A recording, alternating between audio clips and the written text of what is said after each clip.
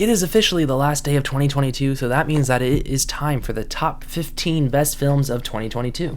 I did my top 5 worst movies yesterday, and the reason why this list has 15 and not 5 is because I usually avoid the bad movies, as I said on my worst list. If there's a movie I hear is horrible, I usually just don't watch it because I'm not a paid critic. I watch movies that I hear are great and then I review them. We have a total of 15 films on this list, but I do have 4 quick honorable mentions. The first honorable mention is T.I. West X. This was a very, very good slasher film with a lot of creepy, grimy imagery that I can't get out of my head. I saw it back in March. Very memorable slasher film that was obviously followed up by Pearl a couple months later, and it was a pretty good film. I don't like Pearl quite as much, but still a solid slasher film. Next honorable mention, Barbarian. This might be the scariest movie this year. It might not be my favorite horror movie. This movie gave me so many chills down my spine, so many moments that made me go, what did I just watch? And that's what I love in horror. Something that's so messed up, it's almost comical. This is the Malignant of this year. This is a movie that won't work for everyone, but it worked for me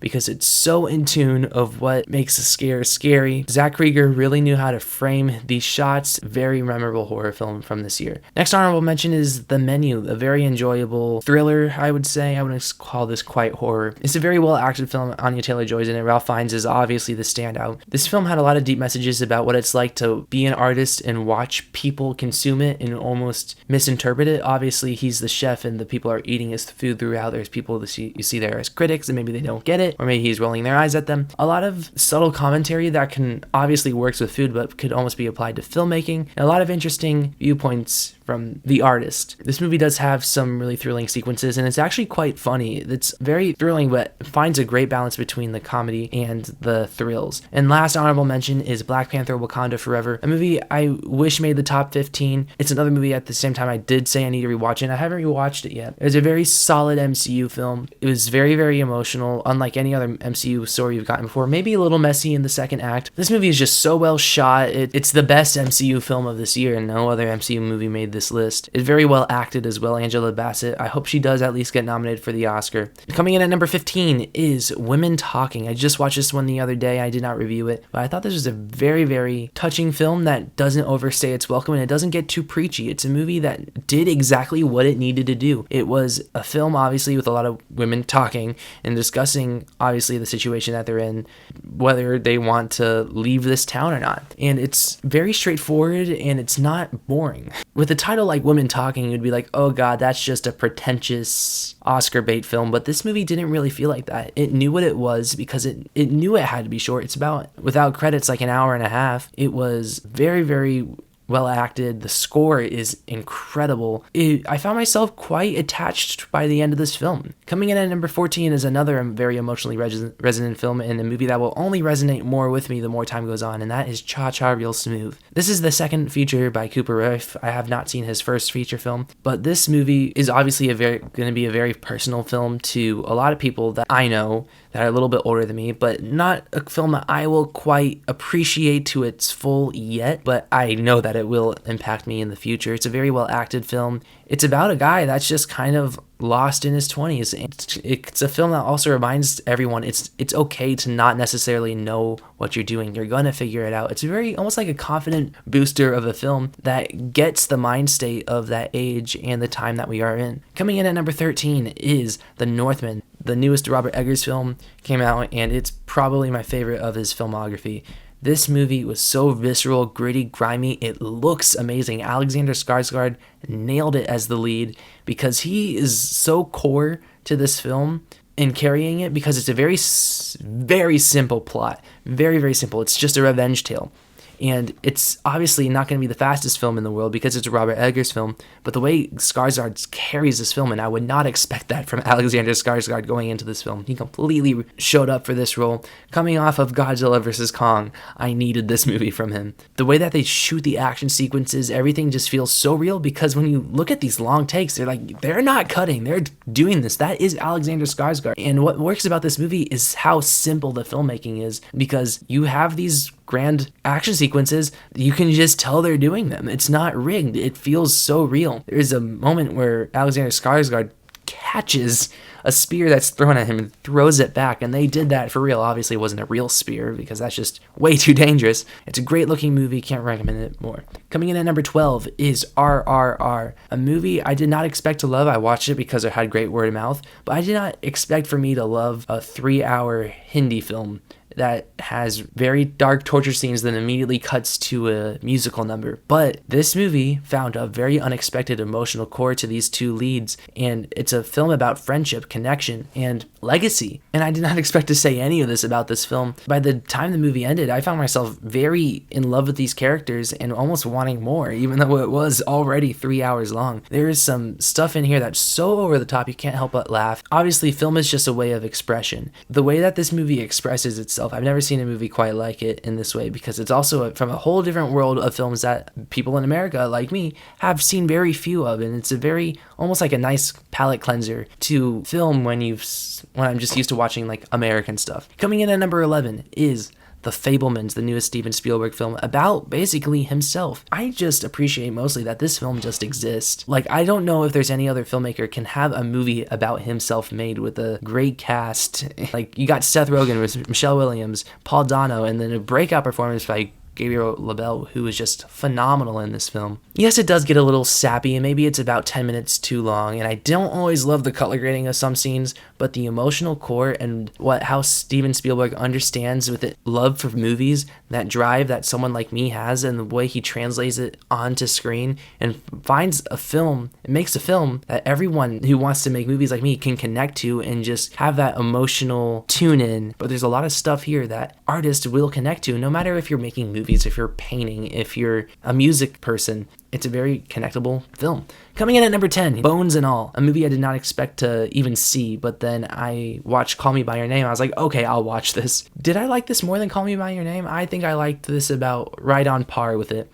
This movie is an intense look at a life of a cannibal. You're not gonna love every second of it. Are you supposed to love every second of this? No, you're not supposed to love every second of this. This movie is, even though it gets quite gruesome, at the same time it's almost self-aware to the point where you just have to respect it. I started to view this film not necessarily about cannibals, but cannibalism as a metaphor. Because when you use cannibalism as a metaphor, there's a lot of things that people can really connect to, particularly with the themes of people trying to hide things. All the performances in this film are just incredible. Mark Rylance gave one of my favorite performances of all time in this movie. There's some really disturbing imagery that some people might not have the stomach for, and the pace might not be for everyone. I really appreciated this film and its deep dive into the cannibal community. I don't admire it, and I know some people, particularly the right-winged film watchers, are trying to twist this into like a very messed up idealization of cannibals, but if you actually watch this movie, you don't want to be like them. The way that their story ends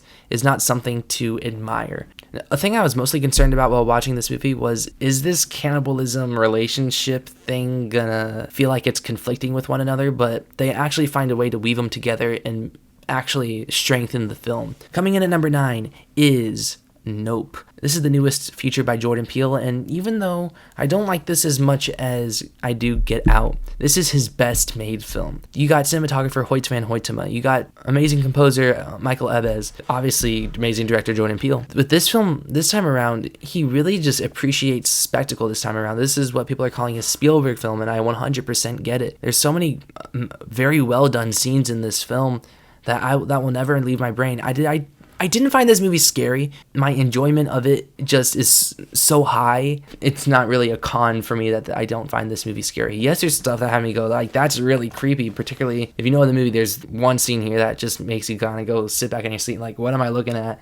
And you know what that scene is if you've seen it. This movie is a very deep film that I also did not 100% get the first time I watched it. It's a movie that requires multiple rewatches. It's just such a well done film on paper and on screen. You don't get that very often. The only thing that doesn't put it higher on this list is that sometimes I did feel the runtime. Coming in at number 8 is the new Rian Johnson murder mystery, Glass Onion. I loved the first Knives Out, and I had very high expectations for this one. And while I didn't quite love this movie just as much, this was still an excellent murder mystery. Both the Knives Out movies have a very smart way of making the audience feel dumb for not noticing who the killer was. And this movie is obviously just like the first movie, where it was right in front of our faces. And I'm not spoiling it. I'm not going to get any more detail. I love how these movies feel deeper than they are, but by the time you're done watching the movie, it's a lot more playful and very, it was right in front of us, but it makes it all the smarter for it. But this movie also does have a commentary on that. The screenplay for this one is, dare I say, a little bit better than this one.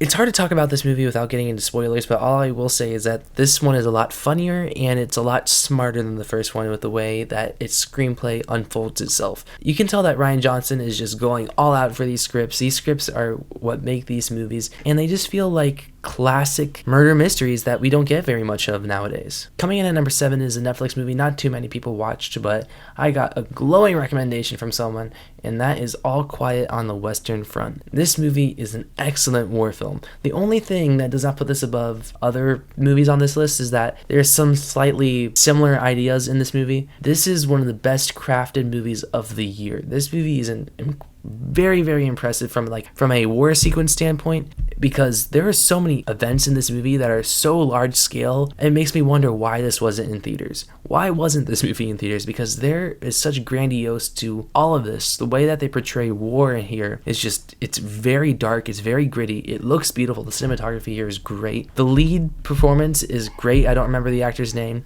but he commands the screen, and you see him slowly transform into whatever he becomes by the end of the movie, because there's some very brutal aspects in this film. It's long, but well worth it. Coming in at number 6 is the new Damien Chazelle film, Babylon. Not everyone loves this movie, and I get that, but I'm one of those people that just absolutely loved it. This movie is chaotic from beginning to end. It's so chaotic, it could feel all over the place, but I think it's very controlled and very well directed by Damien Chazelle. There's a lot of center core themes in this film that I don't think everyone will pick up on nor connect to. The reason why I think this has bad reviews is that this movie holds up a mirror to Hollywood in a very interesting way that a lot of people just might not like seeing that time period in Hollywood, because it does expose behind the curtain of what actors go through, their mental health issues, the culture that it was back then, and almost to some degree how it's not that different compared to today. Diego Calva is excellent in this movie. He is the absolute standout. He's the lead, obviously, but a lot of people aren't talking about him, and he gave an incredible performance. Margot Robbie is as well great in this film, and Brad Pitt is really good. There's a monologue that's being told towards Brad Pitt, and it's some of the best screenwriting there has been this year, because the look on his face and the way that the actress delivers that monologue to him is just so incisive. Like I said, holds up that ugly mirror to Hollywood that they don't like to see. This movie is 3 hours long, and like I said, it's all over the place. The fact that I did not get bored while watching this, particularly since it's like very segmental of a film, just shows how much of a master Chazelle is. There's this one scene, one of my favorite scenes in the movie is when they're trying to figure out sound, where to place the actress, and like with the mics and talking a certain way. It's really funny and oddly kind of dark, and it has like a dark sense of humor throughout the whole entire film. Coming in at number 5 is Avatar: The Way of Water. Avatar: The Way of Water is the best theater experience of my life. I will never forget watching this movie for the first time. I did not see the first in theaters because I was too young. This movie absolutely lived up to exactly what I wanted out of it. Did I expect an amazing story? No, I didn't. Did I expect grand spectacle action that made my eyes just explode while watching them? If we're going on paper, yes, it's not the best movie ever. I'm gonna be honest, I don't care. If a movie can provide this stunning of visuals,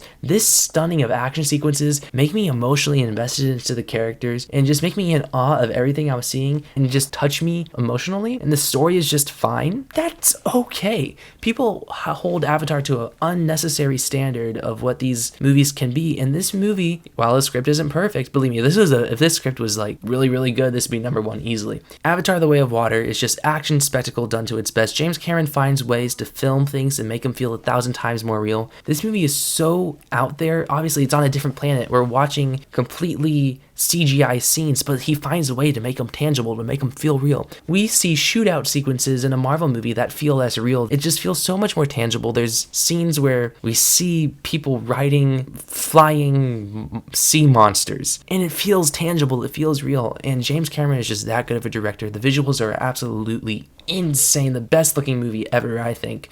And I'm not trying to just praise this movie as like the best movie looking ever and make it seem like I'm a complete Avatar fan. It's just, this movie is just such a technical achievement. I almost can't not say that. Coming in at number 4 is Tar. Tar is directed by Todd Field, and I was absolutely stunned by this movie the first time I watched it. I watched it again the other night, and This movie is 2 hours 38 minutes. It has a very short script. This movie, yes, is technically drawn out, but Cate Blanchett and Todd Field are just on their A games and make this movie work. I have never seen another movie this year or within the last couple years that truly felt like a piece of artwork. I feel like this is a movie that you see in a museum.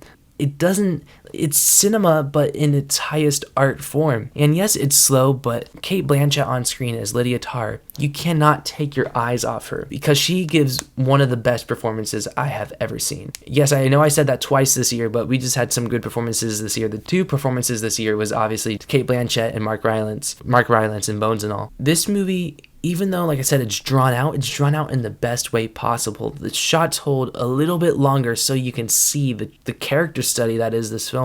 The shots are very basic. Sometimes they're really long shots, but Cate Blanchett is giving such an excellent performance, you don't want to cut away from it. It's such a well-made film that is absolutely crazy that this movie was allowed to be made, but I'm so happy that movies like this were allowed to be made. A lot of this film was also left up to interpretation. You are not allowed to think that Lydia Tarr is a bad person, but they don't also let you think she's a good person. It's honestly up to your interpretation and your judgment as a person. But at the same time, you feel weird for judging it. And so that's why the whole theme of cancel culture is brought up. And I think it handles it very, very well and is a very important mirror held up to society right now of what we can do to people. Coming in at number 3 is The Batman. At one point, I totally expected this to be my number 1 of the year. Back in March when I saw this, I was like, I cannot see another movie topping this, because this movie is excellent. This is one of my favorite comic book movies of all time, and my top 3 comic book movies are just Batman movies.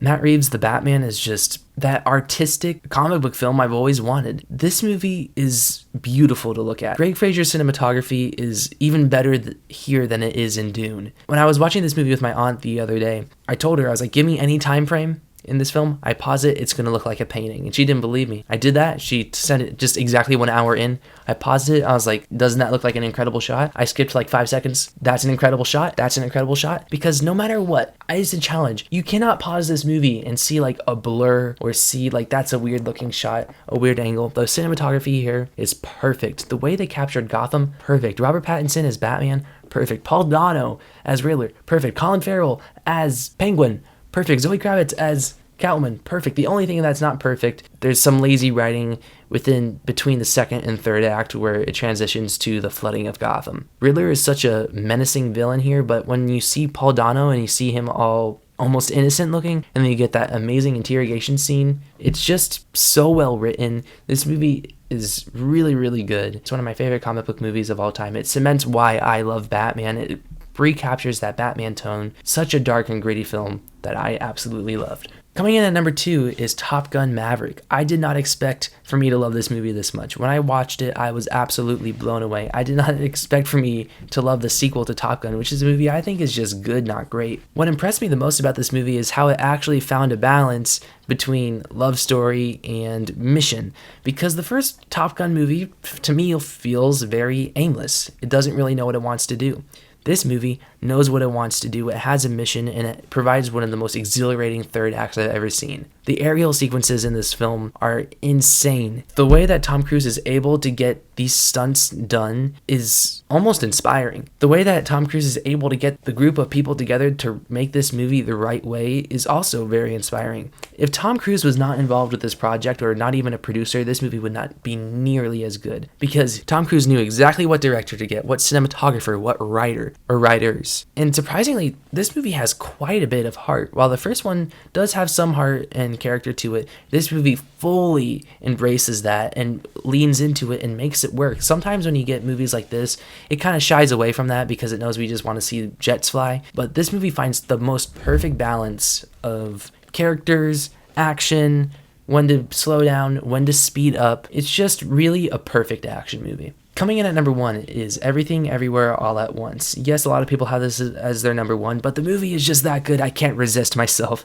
Everything Everywhere All at Once is one of the most emotional films I've ever seen, one of the most inspiring films I've ever seen, one of the most funny films I've ever seen. I was dying throughout the whole entire film, but yet there's moments where I tear up. This movie has such a human approach to such a grand multiverse idea. This movie makes you quite literally feel everything everywhere all at once. We follow multiple storylines here.